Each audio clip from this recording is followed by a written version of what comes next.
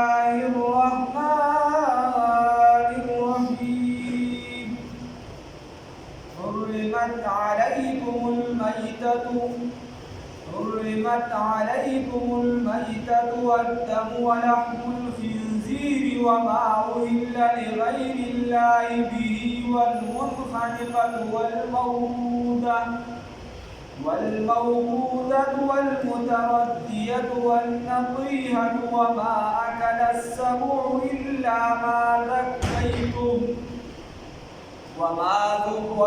ذبح على النصب وأن تستقسموا بالأزلام ذلكم فسق اليوم يئس الذين كفروا من دينكم فلا تخشوهم واخشون اليوم أكملت لكم دينكم وأتممت عليكم نعمتي ورضيت لكم الإسلام دينا فمن اضطر في مخمصة غير متجانف لإثم فإن الله غفور رحيم صدقت يا رب العالمين.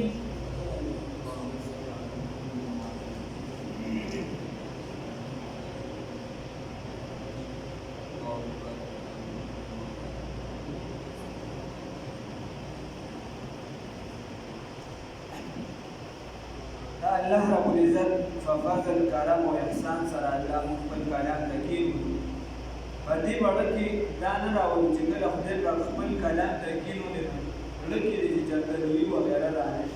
یا دا نو چې موږ خپل تعالی کې پر روزګار راشي کې نه سمنا د چا سنا سکاري یا سنا ساسن چوي را بلا روزګار کوي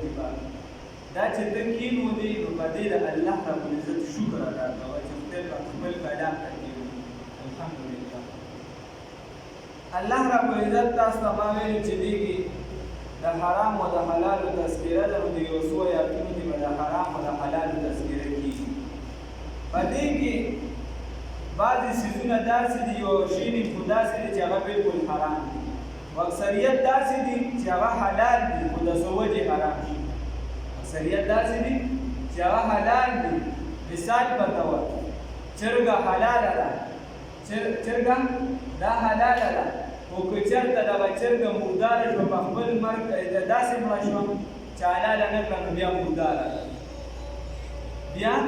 مرداره ده. صحیح ده. نو دقسې بعضې څیزونه په دې آیات کې هغه ذکر کېږي چې کوم ذاتي حلال دي هغه پیدایشي حلال دي خو داسې څه وجه ورله راشي چې د هغې د وجې هغه حرام وګرځي او د نورو حرامو تذکره یا د حلالو چې کوم بیا به سبا راځي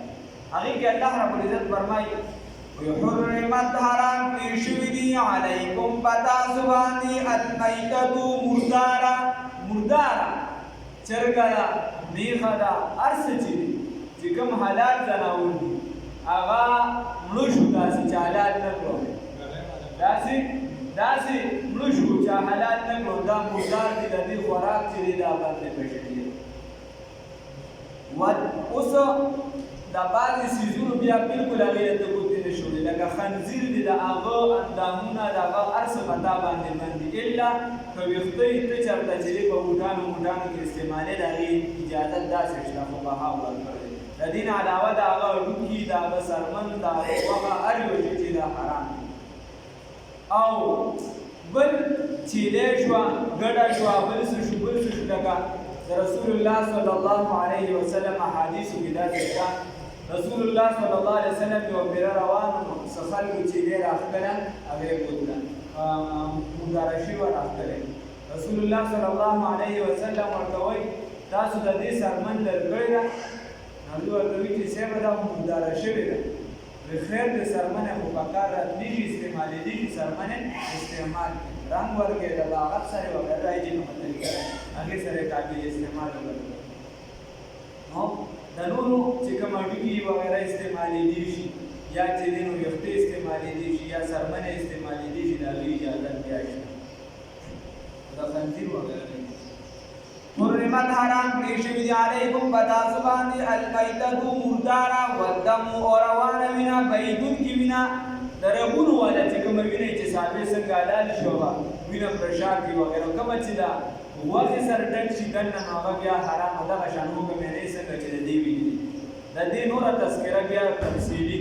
دا بیا په سورة الانعام کې را روانه تفصیلي تذکرې په هغې کې خو دلته دومره یاده کړه چې دا کومه وینه چې دا خلکو چې چا ورته ګیلاس نیسلي او چا ورته څه کړي په بدن باندې بعضې ځایونو کې مختلف لارې علاقې خپل رواج دي څوک څه کوي دا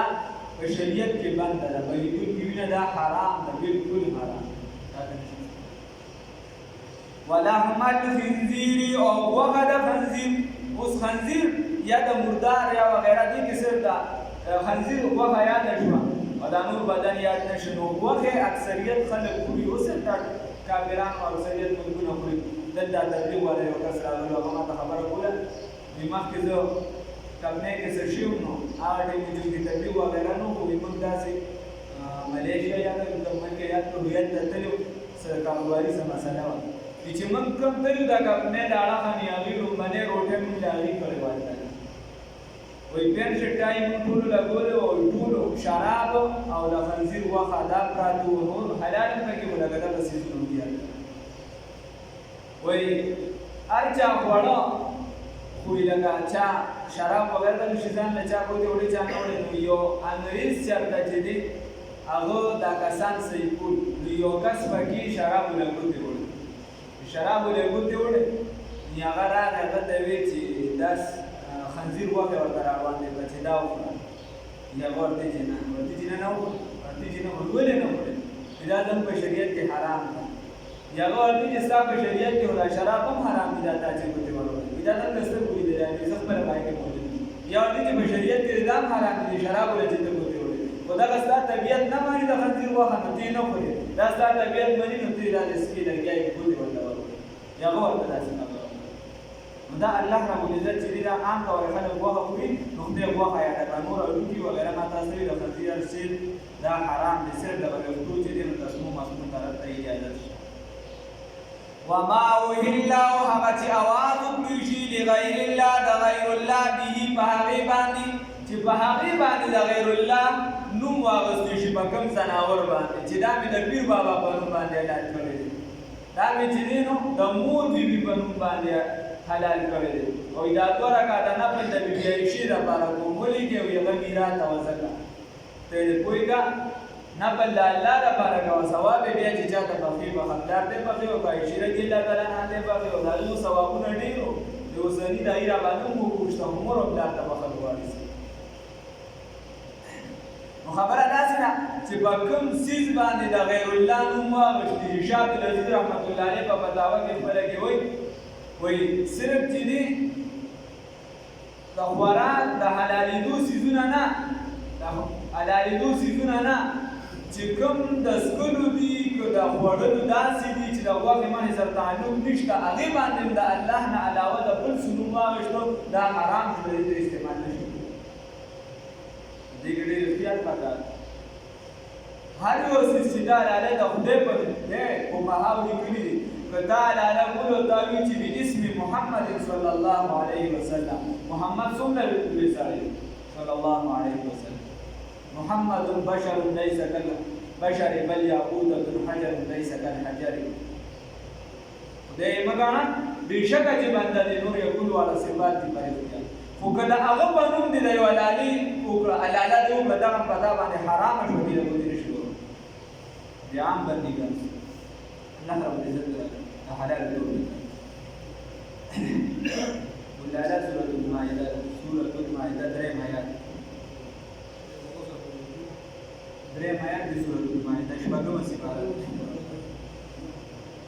وما اوهل او هغه چې اواز وکړي شي لغیر الله د غیر الله نوم به په هغې باندې د غیر الله نوم به واخلي د الله نه ما سوا چې بیا څه وایي لکه استاد وایي موږ ته دوی کوي چې بیا څه د غیر الله وایي دا غیر الله چې سردي کوي په پاکستان کې یو امکان دی والمنحنقة او بل ما تاسو ته وایي چې ځینې څیزونه حلال دي چې بل ورسره یوځای شي والمنحنقة هغه چې خپه یې کړي شي غاړه مره والموقوذه هغه چې په لرګي یا په ګټه والی شي والمترديه هغه چې د کمر نه راګوزار کړي شي والنطيحه او هغه چې په خکرو باندې والی شي. خبره ده چې اوس داسې چې مره خپک شي پښتو کې خدای غلط وته چې په مره باندې ولا سوزورو کې یا چې دې سکه بل داسې باندې شي په دا ناړې ماړې وغیرہ کې دا صابي دا مره چې دا شو راغی دا سمر شي دا یا د برس نه راختا شو وی ته پری وته دا غر نه راختا شو دا غي د ودی چې دا مردار شو یا چې یو بل یو ساتو لګي د بل په خورونو باندې ونه دا ټول وخت د دا حرام شو دا مردار دي له یو دي نو کاله د کړي نه سو پرونه زیدو نمړه کې دونه ما کې حلال کړی وما اکل السبع او بل هغه څه چې مخري بل هغه ځناور چې مخري د هغې سیسا الا ما زکیتم مگر که تاسو حلال کړو هغې لره وما اکل السبع هغه چې مخري هغې لره درنده الا مگر ما هغه زکیتم چې تاسو حلال کړو هغې لره بعضې ځناوران دا کوم چې ګډه ده بیزه ده هر څه چې دا ده ځنګلي چې کوم ځناور وي غټ غټ درندګان دي یې خوري نو که ته چېرته وخوړه یا بل څه ځناور هغه وخوړو سیسې خوړلې وه خو چې ته ولدې هغې کې لا ساه وه ژوندې وه دا حلاله کړه الله ربالعزت وایي بیا ستا لپاره حلاله بیا یې ته خوړی شي. اوس الله ربالعزت یو بله خبره کوي وما ذبح او هغه چې حلال کړي شي علی النصب په محبت د بوتانو باندې یا په محبت د مشرانو باندې وما ذبح او هغه چې حلال کړي شي علی النصب په نوم د بوتانو باندې په نوم د بادشاهانو باندې بل داسې دغه مخکې و چې صرف په نوم واخیستې شي وما اهل لغیر الله هغې سره چې حرام دلته چې د مخکې که تاسو دا تاریخ وګورئ نو تاریخ داسې وایي چې بادشاه به په یو علاقه باندې تېرېده دا به ایسارېده که نه به ایسارېده دوی به ورته مخې ته چې دی نو چیلې حلالې کړي یا دا اوس چې ډولۍ روړي د خیره نو مخې ته ورته چې دی نو چرګه حلاله کړي سره نور یې ورته چې دی نو کیسه ویسه مخکې جوړه کړي چې بل دا به راکول مشرګې نه که اته ماته مخکې نه جوړوي نو باسې ورته چرګه مرګه حلالې کړي نو داسې کار دی. اوس دې کې دوه درې مسلې دي د شرک او د بدعت بازار خو ګرم دی خو منځ کې بدلون مسله پکې بنیادي یوه دا ده که دغه چرګه د بل چا په نوم د الله نه علاوه حلاله شوه نو دا کار هم شرک دی او دغه څه چې حلال شو دا هم حرام دی. یوه مسله. دویم نمبر مسله دا شوه چې کله یې حلالو د نوم یې خو د الله واخیستو خو د بل چا دپاره حلاله د بل چا د عزت د وجې د بل چا د عزت د وجې نو دغه څیزو دا حلال دی خو مکروه دی حرامو ته نږدې حرامو ته نږدې دی او چې چا وکړو نو دی ګناهګار دی په دې باندې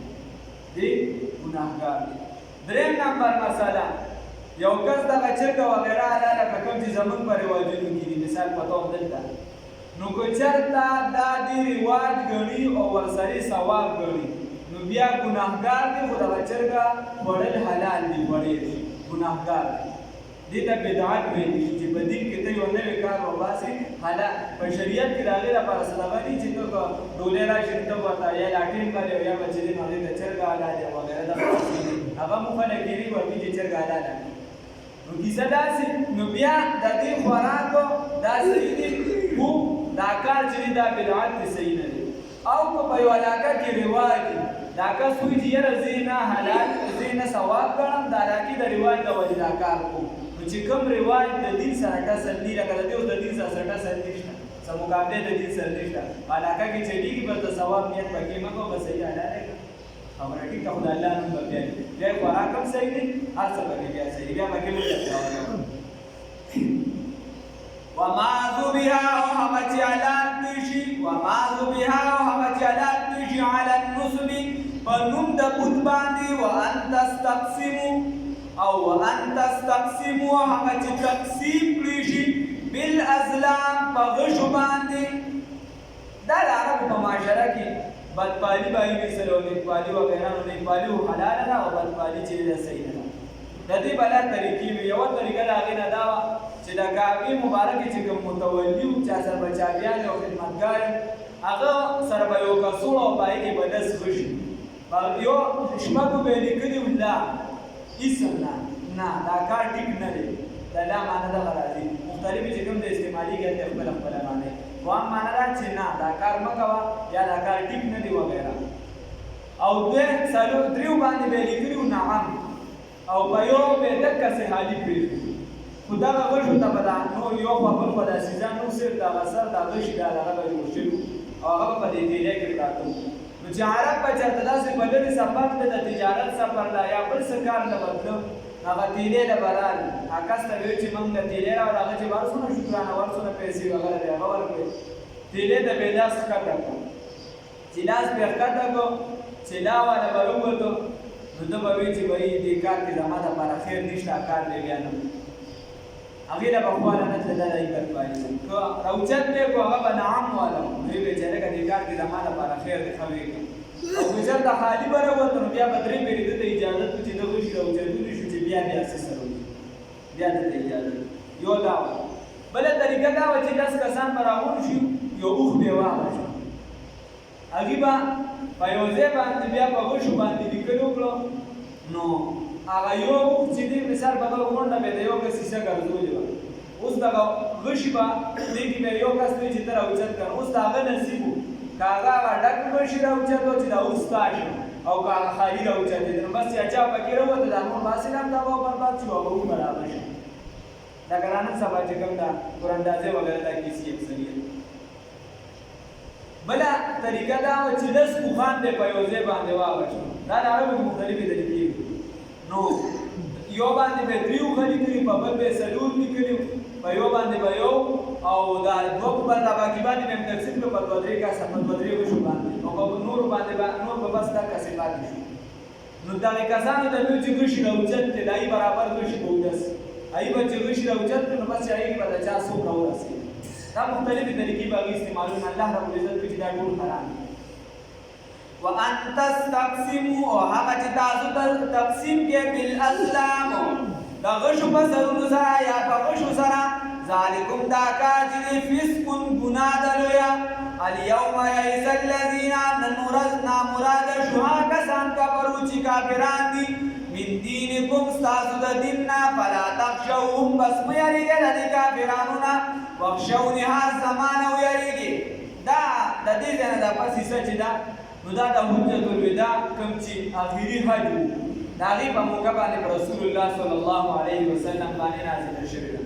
د دې نه پس آیاتونه رانازل شوي دي یا نه دي رانازل شوي نو بعضې وایي تاسو ته که خیال کړو ما تاسو ته ویلي چې دا آیاتونه د رسول الله صلی الله علیه وسلم د وفات نه یو 3 ورځې مخکې رانازل شوي دي نو بعضې وایي چې هغه آیاتونه نور آیاتونه رانازل شوي دي خو هغه لږ دي د اصولو په اعتبار سره چې کوم بنیاد دی بنیاد چې د څه نه ته مسلې راوباسي او په څه باندې دین ودرېږي هغه بنیاد چې دی هغه بنیادي مسلې چې دی الله رب العزت دی اخري حصه کې وایي چې هغه ما ستاسو لپاره پوره کړو هغه شریعت ستاسو لپاره پوره شو دا اليوم نن ورځ یئس الذین نامراده شو هغه کسان کفرو چې کافران چې دا خوب دي چې دوباره به په مکه معظمه زموږ اقتدار راځي هغه کیسه ختمه شو مسلمانان اکثریت شو من دینکم سال د دین د وجه الله رب العزت وی فلا تخشوا واخشوني د دین مې یریږه خاص زمانه مې یریږه بیا ورته الله وی اليوم ننورز اکملت لكم کامل مکو مکمل مکو د اصول په اعتبار سره دینکم دین ستاسو لپاره ستاسو دین می چې دا په یو شی کې عمر رضی الله تعالی عنہ ته يهودي وی د چرته دا آیات زمون په دین کې را نازل شوی دی موږ په دې باندې اختر کړی عمر رضی الله عنه دې حالت ما ته یاد د جمعې رزم وا او د عرفات رزم وا حالت د پر اختر خیر خو بشریت کې رضا تاسو اخترونه نشي جوړوي هغه ورته چې موږ بداسه کوي نو الله رب العزت کوئی چې نن ورځ می دین چې د اساس لپاره کامل نور د دینه پس بحث یا تریس رضی رسول الله صلی الله علیه وسلم جب دی وایي کې بیا بیماری دې کړې سختي او هغه کې د رسول الله صلی الله علیه وسلم چې کوم احکامات د شریعت هغه باقاعده قبول دي او هغه کې د حدیثو سره حکمونه دي او سره چې ما تاسو ته وروستي خو د اصول په اعتبار سره دې ځای نه چې نو مسائل پوره شو اليوم نن ورځ اکملت لکم کامل مې ستاسو لپاره دینکم دین ستاسو اتممت علیکم او پوره مې کړه په تاسو باندې نعمتي نعمت خپل ورضیت لکم او رضا یم ستاسو لپاره یا ستاسو نه الاسلام په اسلام باندې دینن په دین سره زه ستاسو نه رضا یم په اسلام دین باندې یا ما وخت کړی دی ستاسو لپاره اسلام دین بل دین چې په دې باندې الله مې زه نه رضا کېږم که ما تمہاره په یهودیت راځي که په نصرانیت راځي که په هندومت راځي که په هر څه راځي زه ستانه صرف په اسلام باندې رضا کېږم بل طرف ته به نه ځي بل څه به د انسانیت د نوم د لاندې به د بل څه نه شي کار کېږي اسلام چې کوم انسانیت ولري دا یو مذهب نه دی او په هر وخت کې د هر زمانې مذهب چې کوم آسماني مذهب هغه چې د انسانیت څومره خدمت کړو درس یې ورکړی دا بل نوم باندې چا نه دی فمن اضطر پس هغه څوک چې مجبوره کړی شو فی مخمصة په سخته لوږه کې الله رب العزت درته حلال حرام وي اوس داسې ده چې انسان د سخت تکلیف دی ورته د سره حلال اسم نشته او د خنزیر غوښه د معمولي شان دی یا ډېره ده که دې نه خو د دې مړ کېږي الله رب العزت وایي خیر دی دومره دې وخوره په قدر حاجت ضرورت باشد روا باشد ګرچې ناروا باشد هغه الله رب العزت وایي چې ستا لپاره جایز دي که لږه شان دی دې وخوري چې د مرګ نه بچ شي صحیح ده ځکه نفس انساني د الله رب العزت ډېر اهمیت ورکړی دغه شان ته د تندې مړ کېږي نو لږ شان شراب ځای دې وڅښه یا د بیمارۍ چې ستا بیماري په بل څه سر نه ښه کېږي او دغه شراب به لږ شان د څښلو سره ښه کېږي اجازت خو چې په بل څه سر نه ښه کېږي او ته د هغې د لاسه مړ کېږي نو با انسان اسلام چې دی دا داسې دین دی چې دا د هر وخت سره دی دا داسې چې دی نو دا د زړه دین نه دی دا موږ چې څومره سره محدود کړي او ځنې پکې دا محدوده کړي دي ځنو پکې کفر اسلام هم رادن نه کړي چې نه کافر ته هم کافر مه وایه هندو ته هم هندو مه وایه او ځنې بس بیا مسلمان ته مسلمان مه وایه بس کیسه به ختمه شي او ځنې وایي چې نه هغه بیا په هر کس باندې بس یو مهر یو ټاپار سره کېدی الله رب العزت دې موږ ته اعتدال والا زندګي نصیب کړي فمن اضطر پس هغه څوک چې مجبوره کړي شو فی مخمصة په سخته لوږه کې یا تنده کې غیر متجانب چې نوی دي دونکي یا نوی مایلي دونکي د اسم ګناه طرف ته فإن الله بس یقینا الله تعالی غفور رحیم بخښنه کوونکی او رحم پرون د قضا روجې تېرې شوې نن د نظر د روجو متعلق خبره ده چې یو کس منښت وکړي د خدای په نوم باندې وایي که زما مثال په طور خدای دې نه کړي یو مسلمان زوی په جیل کې دی وایي که ډېر آزاد شو نو زه به د جمعې د ورځې نه روجې نیسم دا به ما لازمي د جمعې د ورځې به روجې نیسم یو نظر شو یا یو کس وایي که زما دا پلانکي کار وشو نو زه به د خدای په نوم باندې یوه روجې نیسم د خدای په نوم باندې به یوه روجې نیسم نو خیال مو دی ما دوه قسمه خبرې وکړې یو وایي چې دا کس را آزاد شي نو زه به د جمعې د ورځې نه روجې نیسم یو وایي که زما چېرته کار وشو مثال په طور زه نوکر شم نو زه به یو 10 روجې نیسم اوس دواړو کې فرق دی دا لومبنی چې ده د جمعې ورځ یاده کړه او د ده دا زوی کور ته راغی نو د دغې جمعې د ورځې نه به دې روجې لازمي نیسي د دغې نه به دې روجې لازمي نیسي اوس په دې روجه کې دا ده د دې ورځې سره هم خاص کړی د دې وخت سره هم خاص کړی دا به دې لازمي نیسي اوس که په دې کې د شپې نه نیت وکړو هم صحیح دی او که سهار کې وکړو هم صحیح دی یو کس وایي که زما دا نوکري وشوه نو زه به روجې نیسم 12 هغې ډېرس خاص نه کړه چې به کار یې خاص کړو چې څنګه دې نوکر شي نو په ده باندې 10 روجې ورولې دا د خدای دا حکم داسې حساب دی خو چې څنګه دې نوکر شي یا د ده دا کار وشي بس دا حکم ده پسې ولګېد اوس به دې دا لازمي کوي دا به لازم شي نو بیا چې دې کله دغه روجه نیسي د هغې به باقاعده نیت بیا د شپې نه چې زه دا روجه نیسم د هغې نیت به بیا د شپې نه دغه د نظر د روجو متعلق خو دا به نیسي لازمي منښت چې څوک وکړي نور چې د پیسو منښت وکړي نو هغې کې به بیا دا خبره وي چې هغه به بعینه هغه څیز ورکوي او ټول به ټوله به ورکوي مالدار به نه استعمالوي خپله به نه استعمالوي نن منښت اکثر ګډې وکړي